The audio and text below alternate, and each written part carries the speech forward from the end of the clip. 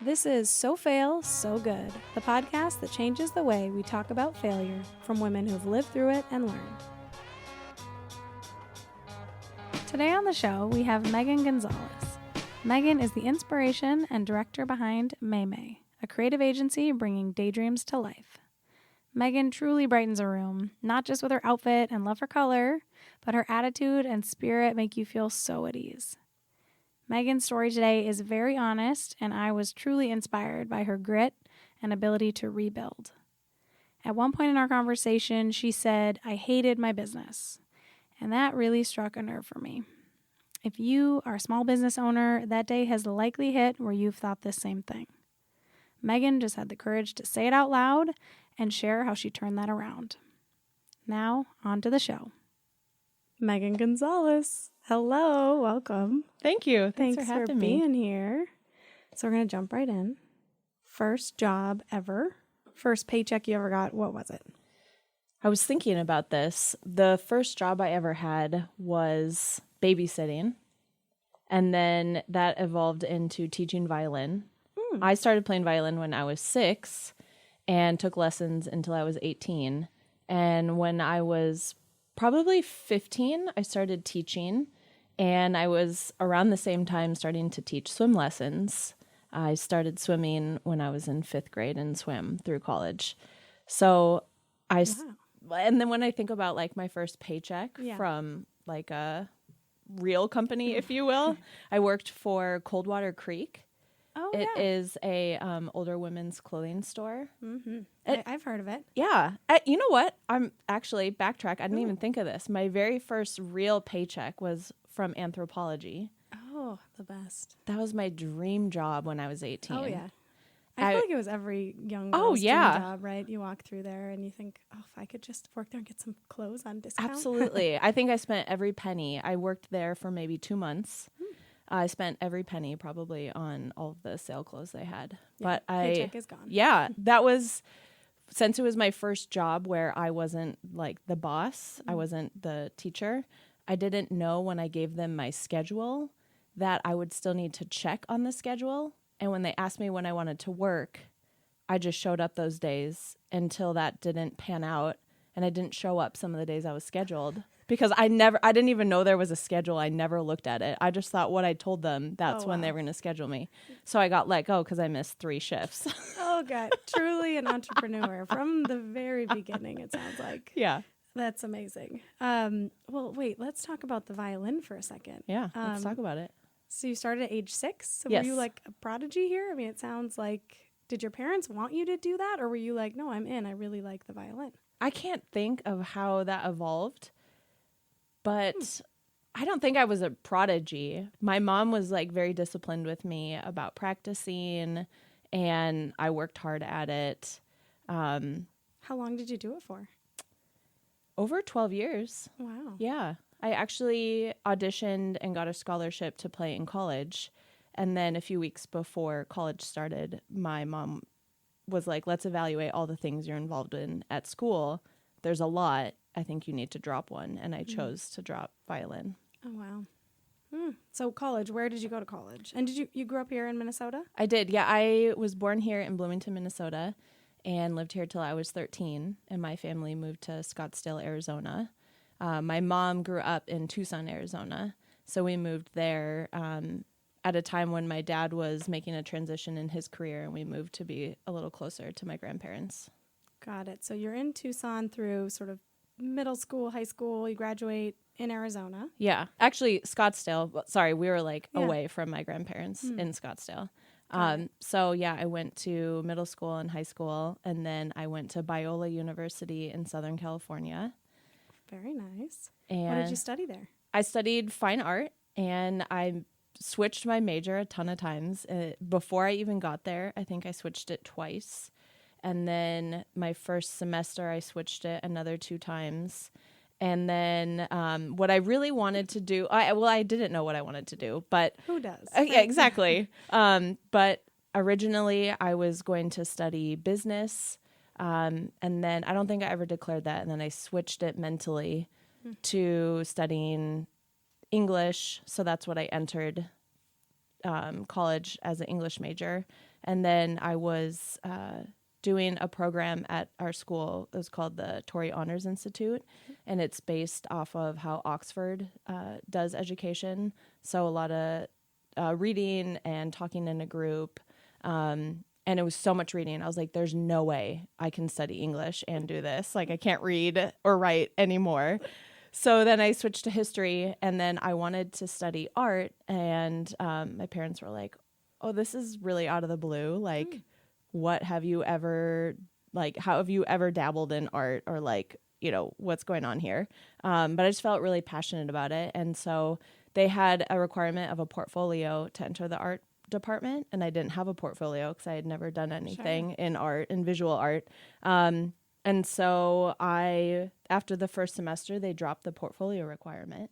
And Perfect timing. I know, I was there for January term for swim team, and a friend of mine was like, I heard they dropped the portfolio requirement for art. You should enter. And so I switched my major again, and that's what I ended up graduating with.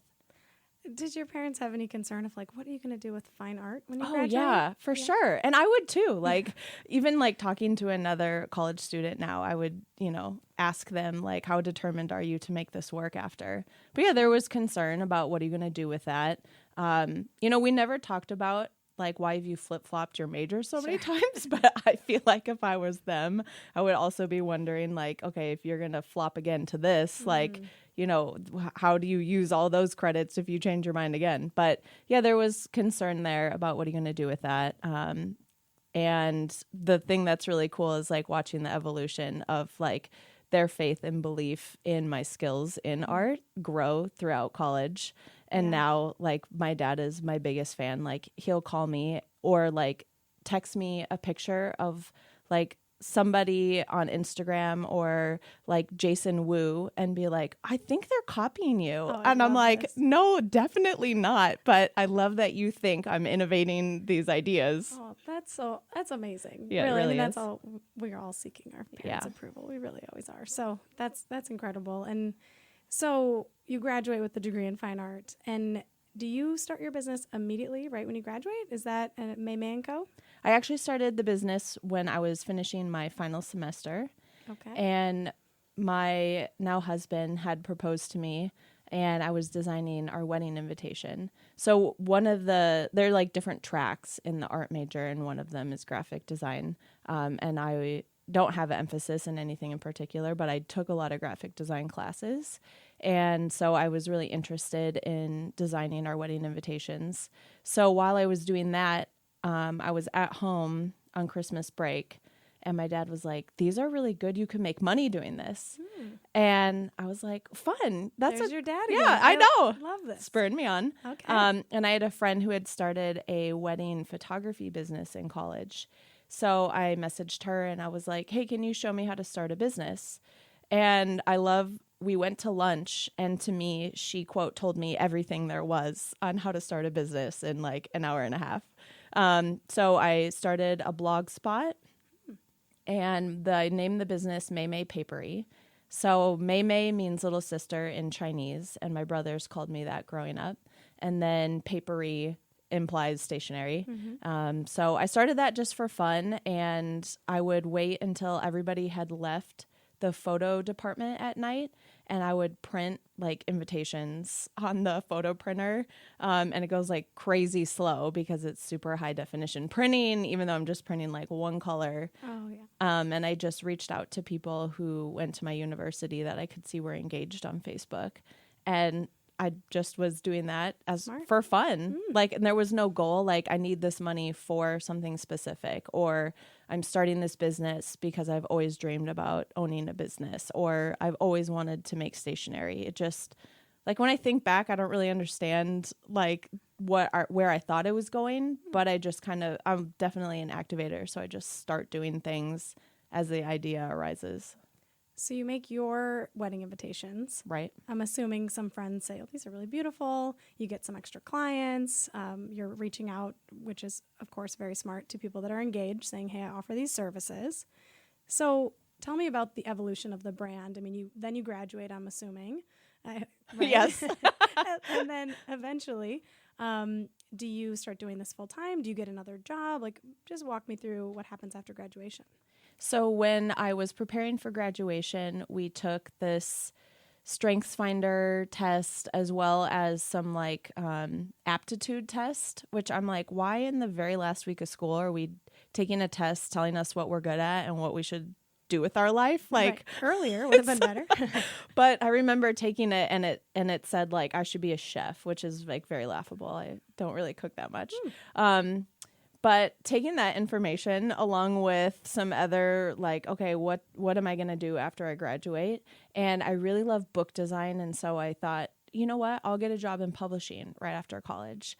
And I'll probably just make so much money. I'll like pay off all my student loans right away. And I'm just going to like live this cool life and like wear high heels and power suits. And that's like what I thought I was going to do. And after graduation, I started applying to some graphic design jobs. We lived in a city called Lancaster, California. So we were about 50 minutes north of Los Angeles. So I was looking for jobs mostly in the Los Angeles area. And I remember applying to, is it called Tiger Beat? Oh, yeah. Do you remember that? Is what that? It's called. Does that still exist? I don't think it still exists. Maybe it does. I think it does. Yeah, it's we'll like have to look into that. It's like if you don't know what it is, it's like a preteen magazine. Like I always remember like Jonathan Taylor Thomas being on the cover. Hanson, Jonas Brothers, I'm sure made an appearance. I'm sure they did. So I applied to magazines and like tried to find publishing houses. And I graduated in 2008. Which was a rough year to get a job for anybody. Not great timing. Not a great timing. And I like also, so it's my first job. I have a fine art degree. I've never worked anywhere but anthropology for 2 months. A few shifts. Coldwater Creek. And then myself. So I started to like, it was discouraging. I started to apply for jobs at like PetSmart and Trader Joe's just to like work behind the cash register and something like that. I applied for a job at Chili's, and when I was submitting my application, they were like, have you ever worked in the food industry? And I'm like, no, but like, I mean, I've worked a lot my whole life. Like I've always done things either self-initiated and they're like, you've never even worked at McDonald's? And I just thought that was like the weirdest like response to asking if I had never worked in the food industry. But it was just, I was met with a lot of no's for even jobs that I felt like I know for sure I could do this. Like maybe Tiger Beat didn't want me because they were like, we have no proof that you can do this. But Trader Joe's, like I for sure know how to put some groceries in a bag. So I still had a few jobs I was doing for May that I had initiated while I was still at school. And as my student loans, the first date of needing to pay those started to approach, you're just like getting creative, like, okay, well, I guess doing wedding invitations, that's generating some income. So I'm just going to go for it. There's some money. There's some money. Yeah. So for about a year, I just gunned really hard at getting my name out there. I got blocked from Facebook all the time for basically spamming people, copy pasting the same email. I would drive sometimes like 5 hours in a day down to the Los Angeles or Orange County area and like meet with multiple people at once. I would try to create like a route. When people would say yes, they would meet with me, I would create like this little route of like how I would meet with them. I remember one time I was driving back up to where I lived and feeling like buzzed because I had had so much tea and coffee at every meeting I'd gone to that day. And I remember thinking like, okay, I think I need to like do water at all of these meetings. But I would send all of every blog I could find, it's the beginning of wedding blogs. I would send every blogger and every magazine any photos I had of my work, and I never heard back. Not even like a no. I just never heard back from anybody. I would send emails to every stationery store in Southern California. So I pretty much just did the biggest blast ever. And it's interesting because now that I work in marketing, I look at what I was doing and I'm like, there's a lot of sense behind that, but I didn't have like a plan. And I didn't have like steps I was trying to take to get somewhere. I was just like telling as many people as I could that I existed. Right. Yeah. And Okay, so what year is this that you're doing all this? I mean, you said it was 2008 that you graduated. Right. So 2008 and 2009, I was doing all of that. And are you getting clients? I mean, yeah. Slowly. Yeah, I started to get work. I would get work from these people that I would, kind of cold call. And then I started to make self-initiated work. Tell me about that. Yeah. So I would, when I would meet with people, I didn't have a lot of work I had created yet to show that I knew how to make wedding invitations. So I actually had tons of tears from other wedding magazines, and I would put them in those like plastic protectors and then 3-ring binder and bring them to every meeting. And as people were telling me about their wedding, I knew what was in the book, and I would like jump to those pages and be like, well, what if we did this mixed with this, mixed with, putting your dog on there. And so I was making a lot of things that referenced other people's work because I was literally pointing to it during the meeting and showing them. Or they would kind of come with ideas. And I had these ideas of more like whimsical or less serious, really colorful ideas for wedding invitations. So I just started to just make things. And I would print them at home, cut them, and then photograph them in my office and put them on my blog. And I would start to, again, send it to other bloggers. And slowly get sort of a group of clients. And then eventually, I know your business has grown huge. When did you start to need to hire people? Walk me through that. How did the business grow to a place where you were too busy to do it all yourself and you started to bring on team members? So I think of that time as like sowing seeds. Like I was just telling everybody I existed, like scattering seeds on every possible ground I could. And then they all really did start to like sprout at once. So in 2010, in the summer, I at one point had over 50 clients. And I was sitting at my desk and I just put my forehead on my desk. You're like, I'm overwhelmed, and you finally acknowledge that feeling because for 2 years I had been working so hard to just let people know I was alive and could work with them. And now the response, I wish that in that moment I had been able to say like, you did it. Right. People know you exist and they're talking to you and sending you checks. But I just put my head on my desk and I wanted to cry, but like, you're just so overwhelmed. You really like can't have a reaction. And in that moment I was like, something has to change. Like I could stay awake for probably a month and maybe finish all of this work that I've committed to, but I don't even think so. And so I put a call out for interns, and my first intern, she actually was currently going to the university I graduated from, and she would take the train up, and then I would go pick her up at the train station. So her commute was probably 3 or 4 hours every day that she would come up. And then I hadn't even thought about how, like, what is she going to necessarily do, and how are you going to teach her how to do that, and how do you fit into that? And so I had several interns kind of like overlapping at the same time because I didn't really have I didn't have the funds to pay somebody. Right. I hadn't prepared in that way. I was still barely paying myself. Yep. And so that kind of, I had one intern that when her season of internship was over, I was like, I don't know how I could survive without her. So I guess I'll hire her. And that just kind of like kickstarted like a pattern that I was in for 3+ years of every time there was too much work, that means I need another creative person in here helping me execute all of the work.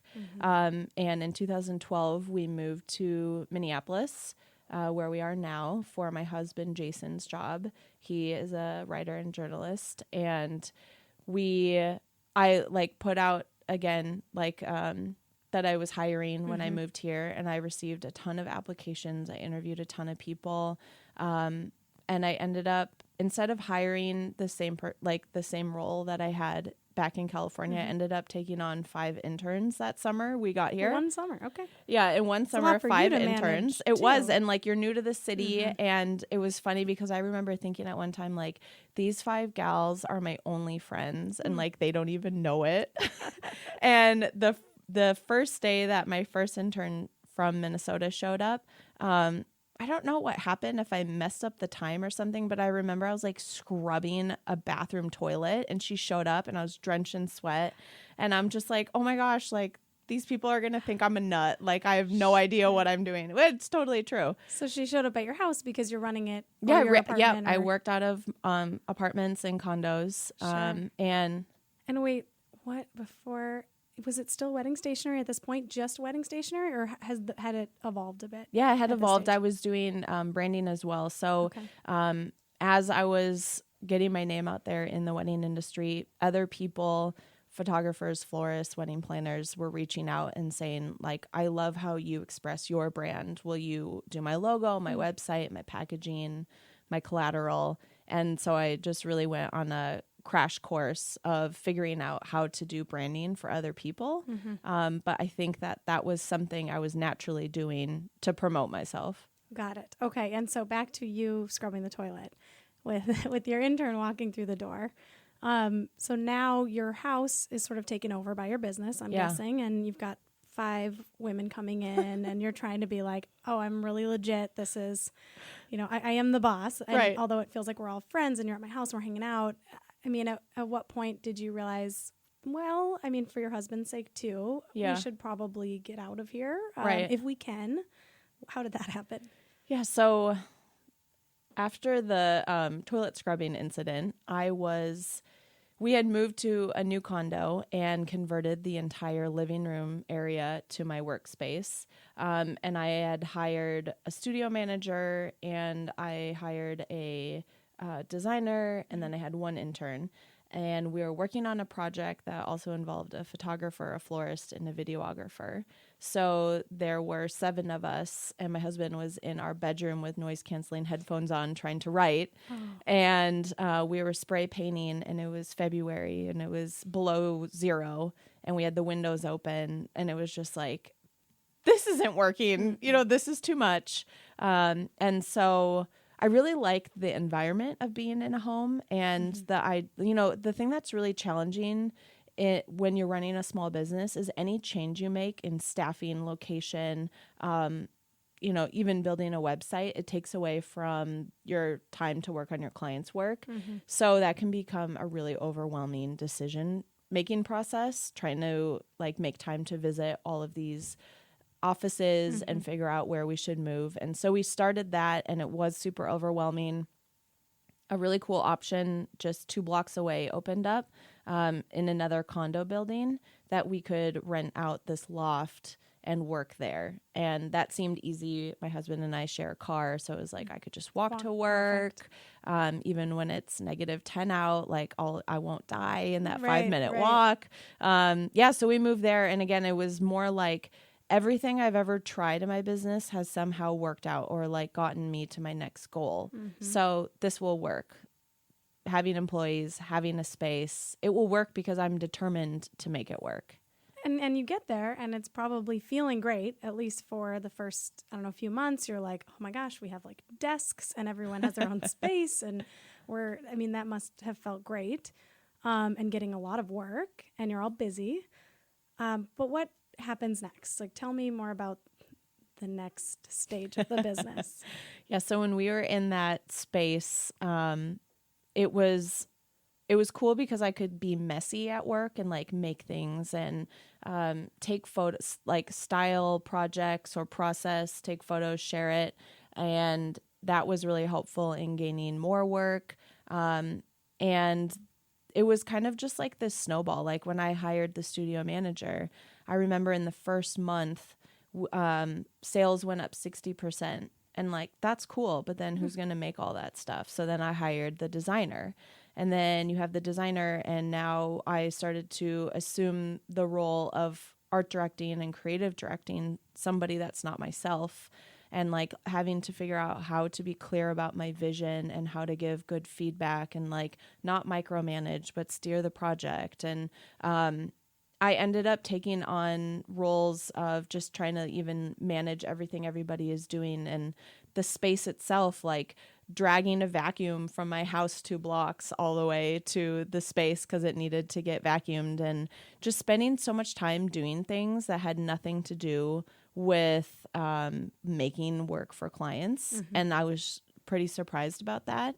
And also you have to let go control of several things. And there was a project that I was looking at with my husband on an iPad at home. And he was like, why aren't these videos playing on the iPad for this website you guys made? And I just threw the iPad and I was like, I'm done. Like, I hate this business.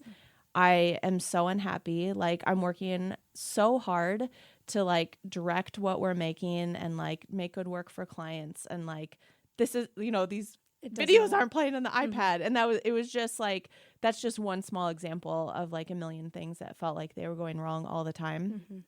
And I thought I would be home more and less stressed and feel more supported. And like looking back, I think there were things where it points to the fact it was going that direction, but I just couldn't do it anymore. Like, I had the business at that point for 7 or 8 years.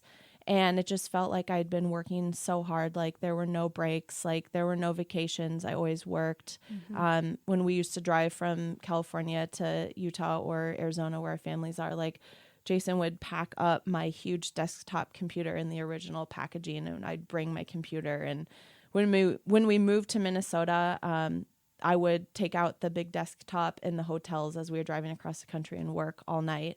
And it just felt like I'm working so hard and nothing is getting easier, and I'm just over it. And I had ran $60,000 in debt to cover payroll and to cover rent and other investments in creating a website and things like that. Not to mention like so much time I was investing to like promote myself in new ways. Like, Instagram was probably 2 or 3 years old at that point. And I just was so over it. It was like, I don't know why I'm working so hard. Like, and I think when you create things, sometimes the satisfaction of making it, or when you're goal oriented, the satisfaction of like achieving certain goals, like, is enough. And it doesn't matter how much money you make. But I think I hit a point where it's like, I need some financial kickback from this business to be working this hard and to feel like it's worth it. But like, I'm running a debt and I hate it. So I don't understand what's the point of this. It's not adding up. No. And were you paying yourself at all at this point, or very little? I was paying myself. After my first year, I always have paid myself. But I mean, so I was paying my designer more than I was paying myself. Right. That's so many entrepreneurs do that, where you bring on people and you realize you think their time is more valuable than your own. So you're immediately paying them more. And I think a lot of people get into that habit because what we give up so often is our time, because that's the first thing that can go. But it's kind of the only thing, the finite thing we have the most. Yeah. It's crazy. But so it sounds like you hit a breaking point of, okay, I'm in $60,000 of debt and I have all these team members, and I thought it would be easier. But each month is getting harder and harder. And we still have clients and there's still money, but feeling stuck. Right. In this business that you created. Now, you mentioned like it's kind of not fun anymore, right? Like, and I think it's that we think of, okay, if you play soccer and enjoy it, and then ultimately you make some really amazing team and you played in college, eventually, it might not be fun anymore. It kind of becomes a job. So you started this thing, you love making stuff, and now you're not liking it anymore. It's now you've kind of created this job you hate. Yeah. So I think a lot of people can understand and relate to that. I certainly can. And so what did you do next? So there was about, I think, a month left on the lease for the space I was renting. And the iPad incident happened at night, and my husband was like, you know what, whatever you want to do, like, if you want to shut your business down, I support that. And I had never in a million years thought of that. Like, I thought, I didn't have like a dream of what I wanted my career to look like in the future or the business, but at the same time, since I hadn't dreamed of any alternatives, I like couldn't imagine not doing my business, or being quote May. You know, that's the name of the business, but it's also a nickname or like a name a lot of people would like call me or like call the work. And it was like, I don't know what I would be without that, but I don't want to be in it. So it felt like a really like lost place. And I was able to, the next morning, I was like, all right, I'm closing the business down, you know, like, I don't know what's next. And so I spoke to each of my employees individually and just told them like, I no longer want to do this. Would you be willing to stay on with me to complete these projects? You know, each person had like a different, like set of tasks I would need from them. And they were all so gracious. And, to one, I said, you know, like I will refer all my clients to you. To one, I was like, my friend is in need of a similar role. Like, would you like that? And then to the third one, I actually was like, will you stay with me to, like finish out the wedding side of the business? So I returned 5 deposits to clients that had already paid us that we were barely started on the project or hadn't started at all. And then the rest we stayed on and we finished them. At the same time, I started to meet with older business owners and ask for their advice. And how I got to the point of like asking for advice too is my husband and I led a small group from our church. Then we met once a week, and the week that I had decided like I'm shutting my business down, like I shared with the group like my business is failing and I'm in debt, and I was just bawling. It actually makes me really emotional right now.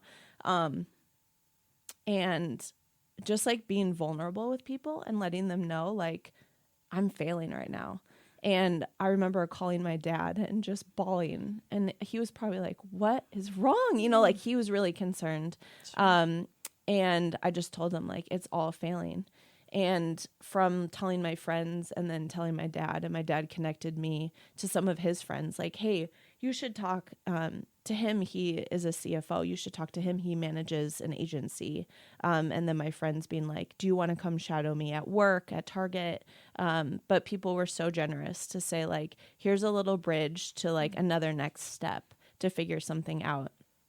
And so I met with 5 different older business owners, which was really refreshing because I feel like I have a wealth of other entrepreneur friends, and we're all probably like within 10 years of age from one another. And it was great to meet with people who are 20, 30 years ahead and have so much more insight and are able to look at things more objectively too. Everybody I pretty much met with didn't work in the creative space. And so I received different pieces of advice. Shut down the branding part of your business. You know, everybody does that. Do the wedding. That seems cool. Shut down the wedding. That takes a lot of money for shipping and printing. File bankruptcy and get a job at Target.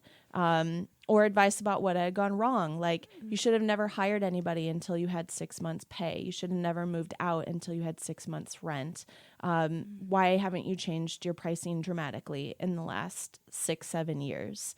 And so I was just like met with so many options. That's a lot. That is a lot to hear. And it's sort of in a raw moment for you too, right? Where you're seeking their advice, but sometimes it's, hey, all right, thank you for that. But it can be so hard. I talk a little bit about, or at least maybe not too much, but scar and a wound. Like you're in the middle of the wound, and you're hearing people tell you, well, you should have done this, you should have done that. Right.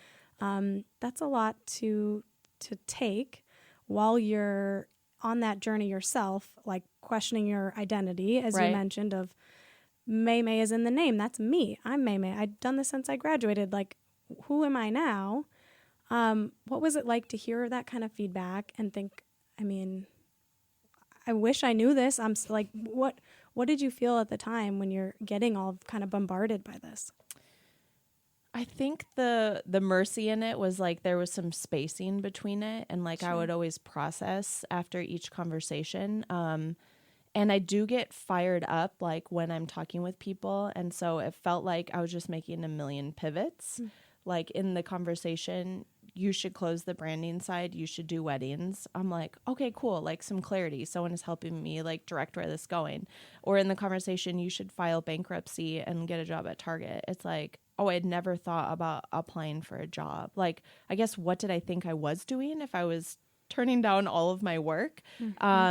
But I felt like I would get fired up about each idea after each conversation. And in the end, I would make small steps that I kind of aggregated from each of those different business owners. And I decided, all right, I was still doing wedding invitations because that's kind of like a longer process. And I was finishing that out. I was working at a co-working space and had one employee with me there. And then I approached the owners of the co-working space and I was like, hey, I'm actually going to be moving out soon because I decided to apply for jobs at Target. And they were like shocked. And the thing that was cool is I was letting in a lot of people that I would see frequently in on what was going on. And so they were supportive in the sense that they were like, yeah, you're in a really tender spot. Like the wound is open. Like, great. Okay, we support you. Stay here as long as you want. And then I had friends at Target who were like, come shadow like my team, or let me connect you with my friend who's been working in this creative spot. Or I just like had a lot of people be really generous. And in that wound, I think that I was just like, I had blinders on, like, okay, I'm just going to take steps towards this. I don't know what that would mean, like where I would be at in a year, or like, how does that resolve all the mistakes I made? Like, I'm more about moving on. And so I went to a lot of interviews. I met a lot of people at Target, and it was really frustrating. And the thing also is you're pitching yourself in these interviews. And they're asking like, why do you want to work here? And like the honest answer is I'm 60 grand in debt and I don't know like who I am. And like, I need you guys to pay me. So that was like, it's tricky to like, and like to have to create a resume for the first time. And then to look at all of your work and be like, what the heck? I'm looking at other people's resumes. I had friends who worked in HR. I was sending them my resumes for them to review, and it just felt like, I feel like I don't fit in. Like what I do doesn't fit on this resume, and I'm not fitting in this space. But I am not good enough to be a business owner because I screwed it up. So it just felt like I don't feel like I belong anywhere, but I'm just taking steps to move forward because like I don't want to be stuck in this icky place. And so as I was going to all these interviews at Target and not getting any work, and I was at the simultaneously responding to email inquiries telling people, I'm sorry, like I am no longer offering that service. I never said to any client I'm shutting the business down, except for the people I return the deposits to. Everybody else, I just said, like I'm not accepting work. And I would send them in the direction of friends who did similar work. Sort of like a hiatus. Right. You're like, oh, thanks for the, interest, but I'm not doing that right now. Right. And now every one of those inquiries you got while you're going through these interviews at Target, are you having some doubts and thinking, what am I doing? Like, I'm not fitting in here at Target. I'm not fitting in here at other companies I might be interviewing at, and I'm still getting requests for work. Right. What was going through your head? That's a good question. I think that I was still in the phase of like, I hate my business, or like working. I feel like I am being taken advantage of by clients, which isn't true. Like I didn't price things properly, but that was kind of the mindset I had because one of the exercises I did was evaluate all time spent on projects and money made and what I paid vendors and my employees to like determine how little money or how much money I would lose on projects. And so I felt really bitter towards like working with clients. Like, what is even the point? Like, how can you even make money doing this? And a woman contacted me who was finishing her master's in some kind of entrepreneurial studies and wanted to interview me on the phone. And I'm like, I think I tried to say no to her, But because I wasn't telling people I didn't know, like, I'm no longer doing this, I failed, here's why, I like took the call, and she was asking me all these questions about being brave, about running a business. And I was so negative in the whole call. And the way that I saw it was I was trying to give her like a dose of reality. Sure, like, yeah. you think you're going to go just like run your business after college and it's going to be so great. No, it's actually awful. Yeah. And like, you make no money. And like, you know, all these things that I had set up myself. And that's why it was going that way. But I just kind of had placed the label on like anybody who was doing their own thing. We must all be failing. Right. And so it just more felt like I was desperate to get that job at Target. Even though I didn't feel like I fit in, I felt like I was like stiff arming the idea of working with clients, because that just felt like an area I didn't excel in because of like the financial aspect of it. So it was really interesting because as I've talked with people about my experience of the interviews and like promises of follow-ups, or tomorrow, you know, you've done all these interviews, tomorrow you're talking to the VP, you should read this book, she really likes it, you should mention it. And I like read the book really fast and I'm ready for the interview, and, you know, crickets. Right. And then you follow up and crickets, and you're like, oh, okay, I don't know, I need to keep making steps. So I'm going to start saying yes to some of these inquiries in my inbox. And the one thing I had decided was absolutely no more wedding clients. We could do a whole podcast on the last few wedding clients I worked with and the disasters that was. But I was like, that part for sure, no. And like after the evaluation of like how much money you can make doing that and the expenses, it was like I could see how you could make a decent living doing the branding aspect. And so I'm going to close the wedding side for sure. And so I started to accept inquiries to create brand identities and websites. And in my mind, I was like, well, I'm going to get a job really soon. Like once the hiring manager Gets back to me and I have that interview with the VP and we can talk about this book she really likes. After that, I don't want to be working on your project. So we're going to do your project really fast. And I restructured my pricing based off the advice I'd received from 2 different people that I met with. And I just kept accepting projects as I was waiting for that call back. And in 3 months, I paid off all my debt.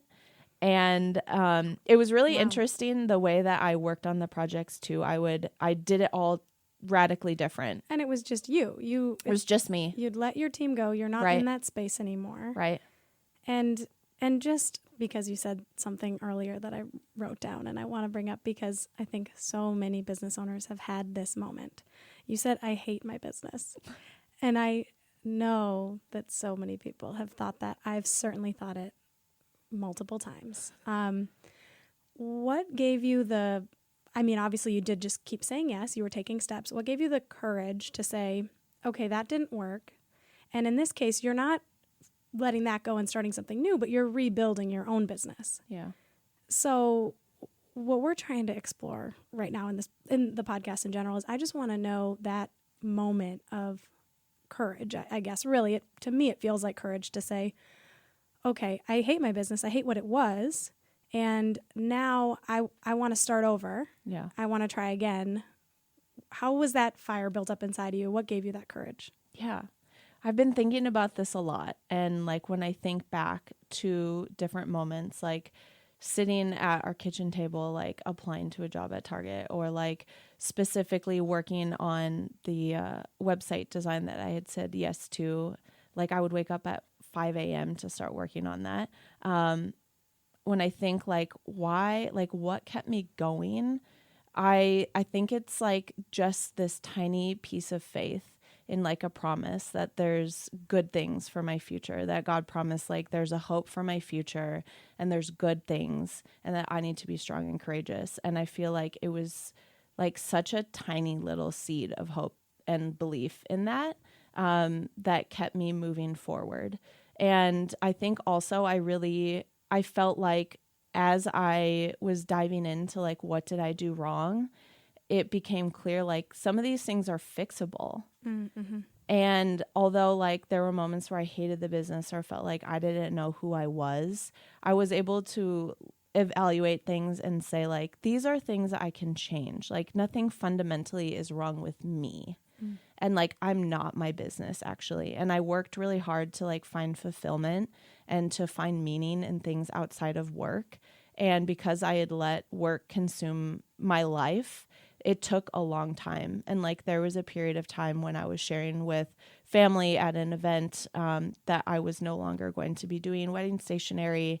And they were genuinely so bummed out. And just like watching people you care about be bummed for something they know you love, that's really hard, and like it made me feel really numb. Like, well, this is like a messed up cycle of like, I'm really bumming, but it's bumming you out, so that's bumming me out, you know? Right. But I worked really hard to try to find other things that I could put meaning into. And so I think a combination of like seeking value outside of what I made, and what I made in the sense of creative and what I made in the sense of money. And also just like trying to have faith, like that there was something better to come. Like, I think that's what gave me resilience. And I also think I'm a very like strong-willed person, and you can use that will in different ways. So I could have used my strong will to say like, running your own business is pointless. Like kind of the conversation I had with that woman on the phone, and just be really stubborn that doesn't work. Or I could have said like, this is my employees' fault. Like, if they had been easier to work with, I could have kept doing what I'm doing. You know, like I could have used that will to like be really firm about a belief that possibly wasn't true and like just stick at it. But I like used my strong will to like believe there was good things for my future, even though I had no idea what they were. Right. And it's interesting because like sitting here now, like when I was thinking about your question, I was like, I never imagined I would be doing and feeling what I am right now. And so I wasn't necessarily hoping for something specific. I was just hoping that things would get better. Right. And so your momentum is shifting. I mean, kind of reminds me of like you're getting your groove back. Yeah. You get, which is, it's such a good feeling when you feel so lost, and then, you know, something starts to come and you start doing these jobs and you start realizing, oh, I'm paying this money back. This is feeling good. This is feeling right. And then walk me through sort of what brings the kind of May 2.0, or like the second life of your business. When does that start? And sort of maybe about what you learned that first time around that you didn't do the second time around. Yeah. So I think that May 2.0 started in March of 2016. And I had paid off all of my debt. So I started 2016 kind of like with this fresh lease on what I could do. And again, because I was including people like at the co-working space, which I actually never left that. I told them I would leave when I got a job, and I never got a job, so I never left. Including people at the co-working space, friends, family, other like small business owners that, you know, you meet with to go to lunch and like just catch up. I was including a lot of people on what was happening. And so when I got to come back and report, I've paid the debt off, you know, or people would text me and say like, hey, how's the job interviews going? I was able to like report back, like, guess what? Like, I get a second chance.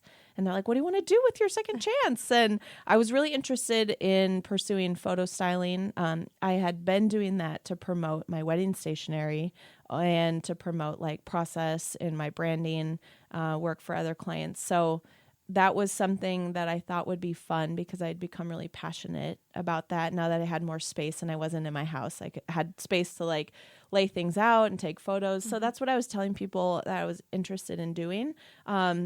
And I had also started a conversation about another job at Target and was, again, waiting for the call back for the next step. And two different people here in Minneapolis who both own agencies had approached me. One had asked if I wanted to like kind of become partners and like bring our two businesses together. And she had known that I had been going through a tough time and was kind of like looking for what was next. And that I just like had this uneasy feeling. It felt like maybe we were going to launch into like what I had already done. And I felt like I didn't want to have a team because I needed to restructure like what was my process and my pricing, and like how do I get these jobs done in a timely manner so that it's beneficial to the client and so like I get paid. And I just felt like if I mixed in with another business, it was just going to kind of delay this growth that I was having and like these realizations. So I ended up saying no. And then another owner of an agency approached me and asked if I would direct their agency.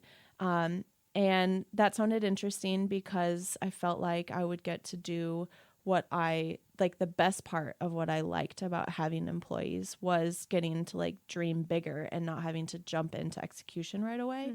But I felt just an uneasiness about that because I felt like, well, one of the things I disliked about what I previously did was I didn't get to execute. And I want to mix. I want to be able to dream big, but I want to participate and make. Like I still have an artist heart and like want to do that. So I said no to that. And you got to trust your gut. Yeah. I mean, what I'm absolutely. hearing, like that, the uneasy feeling is so crucial. Yeah. And to listen to that. Yeah. I mean, and hearing the rest and the past, it sounds like that probably wouldn't have been as easy of a decision for you to say no and no before you'd gotten the clarity of like, no, this is the limitations I'm putting on things. Here's my boundaries. So just being able to say no 2 times in a row, I mean, like that really shows a lot that you had the focus of what was next and where you were going with it. So May & Co. 2.0, it's thriving. You're going with more art direction, with photo styling. Yeah. Have you cut out wedding stationery completely? Have you cut out branding? So I stopped doing wedding stationery in June 2015. So when I was still in the mix of like, what am I doing next? I put a hard cutoff and I've literally said no to nobody. Or is that the right phrasing? Yeah. I've said no to everybody. I haven't done a single wedding stationery project since. And I actually had a good friend recently ask me to do it and I said no. And I maybe one day, I don't know, somehow that will come back up. But I just feel like, again, like in my gut, I know that's something I don't want to go down again. I even think like psychologically, I have so many things kind of like tied to that time that I don't need to revisit it. Yeah. And so in March 2016, 2 big things happened. One was I flew to San Francisco to work as a stylist for the Mrs. Box on one of their campaigns. And what is Mrs. Box? The Mrs. Box is a velvet ring box company. Yeah. And so I did all the branding, and Summer, who's the owner, is one of my dearest friends. So I've been involved in that business and her other businesses, but I got to physically be there and style. And I think like the movement too of like getting out of Minnesota and like going to a new place, being in a new environment is very inspiring. And then when I flew back, I was slated to speak at Creative Mornings, which are local events in different cities. And the topic was change. So I spoke on the pivot in my business.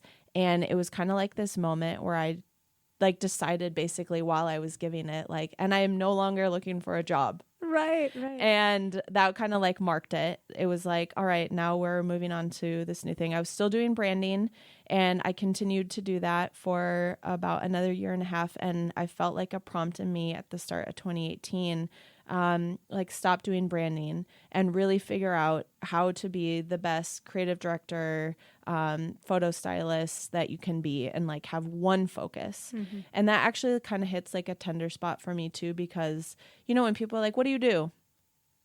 And this happened when I was trying to create a resume, and you're like, well, sometimes I make patterns for swimsuits, and other times like I build websites, and like then sometimes I help people create products, you know, and then you're like, I don't have an answer. And so that felt really satisfying to be like, I'm just doing photo direction. That kind of like hit something that I was really insecure about, not being able to like say in one phrase what I do. And it was like, cool, I do one thing. And it also makes my calendar so much more simplified, because what was challenging on doing branding projects that would grow and extend, which is all awesome, like financially, was in my calendar is really tricky, because it's like, well, I'm going to be on this set for a week for a photo shoot, and you need me to continue to work on this branding project. So like, how do you reconcile that? So taking that break was beautiful. And I was really nervous. Like, branding was more than half of my income. And wow. I feel like God has helped me take small steps. Like, I don't know the grand plan, but I feel like when I'm attentive, I go with my gut. When I like think about what I've learned, when I feel a prompt for what's next, and it's just tiny little steps, I know we're going to get to that bright future. And so I said no to doing branding. And the first inquiry I got, I was like, oh crap. Like, I don't know how I'm going to make the money I need to this month if I say no to this job. And I was like, no, I got to do it. I got to stick with this plan. And like, I know there's something to be learned. I have no idea what it is. Yeah. And it was cool. Like, I was able to, make the same sales that year as I did the year before, just doing photo direction. And when I look back on it, the things that I really learned was how to retrust a team. So when I work on photo projects, I do operate in many different roles, but it's also very necessary to have other people, assistants, photographer assistant, technical assistants, models, hair and makeup people, like all sorts of different people have to be present. And so that really taught me how to explain clear direction, but also let people do the thing they're good at. Right. And it also really helped me in my project management, since all of the projects are more similar in the nature of starting, process, and ending. It really helped me like firm up how I dive in and like how I can best prepare before we're at a shoot. Yeah. And then about 3 months ago, I started to like feel like a freeness, like, okay, it's not a prompt to continue to not do branding. It feels like a freedom. If you have other things you want to explore them. Right. And so I started to say yes to graphic design projects, branding projects, and that's where I am at now. And I kind of had this realization. Sometimes I would be hired by agencies as a stylist or a creative director for projects. And I'm looking at that's actually how I learned how to do so much of what I do, is like observing how they do it. And I realized, they basically hire all of us, other small businesses, to like create really big projects for Fortune 500 companies. And, why can't I do that? Like, why can't I be that bridge and like facilitate building a team to execute this level of work for smaller businesses? Like the agencies are paying these gigantic retainers, or I'm sorry, companies are paying gigantic retainers to these agencies, and like other small businesses, like people who have 50 and less employees, they don't have that money to pay this level. But guess what? The people they hire to actually make the creative, that's me and my friends. Like, I can do this.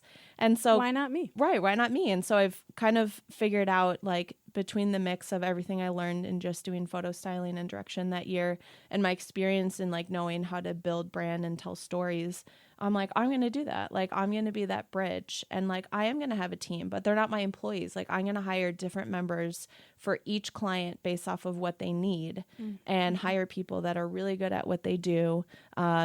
And there's less risk for me, but there's so much upside for these clients. Like, they get the same access that these big companies do to this level of work. Wow.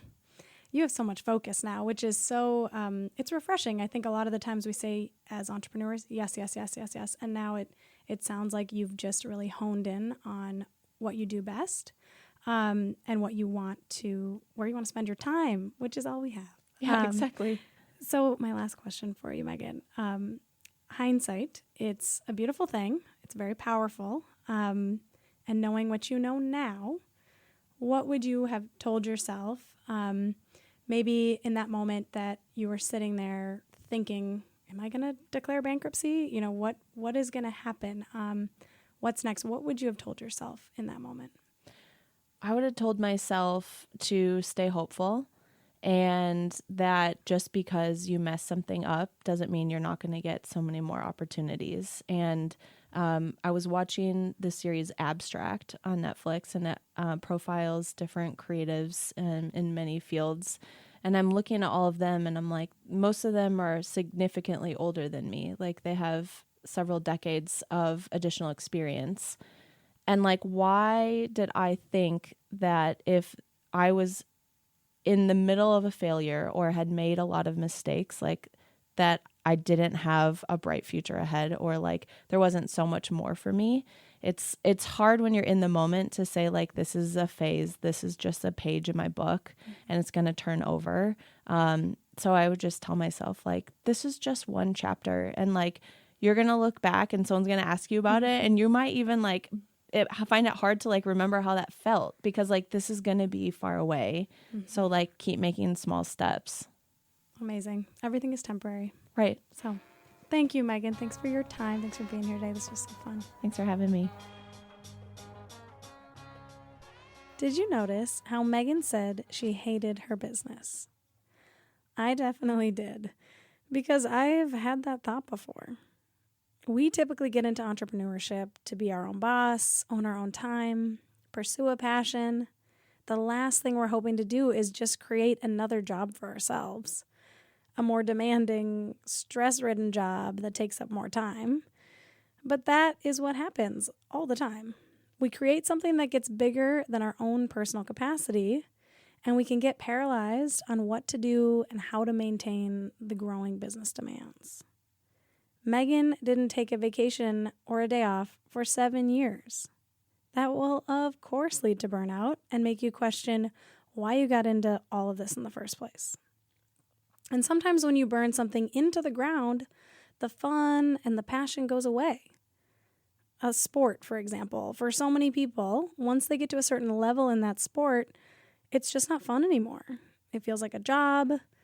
And before, you did it because you enjoyed it, you were good at it, and now the pressure is on and the time commitment is cutting into so many other aspects of your life. So what do we do?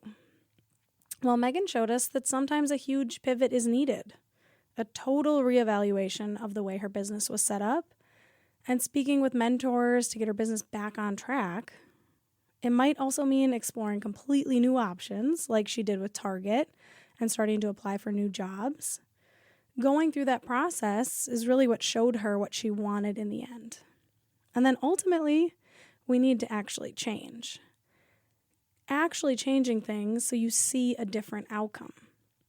Megan completely changed her business, both with the actual product and the content they produced, and also internally with their own processes. And she is so much happier because of it.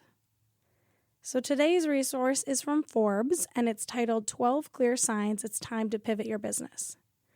I'm going to read a couple of the signs, but it's a quick one, so definitely check it out. We'll link it in the show notes.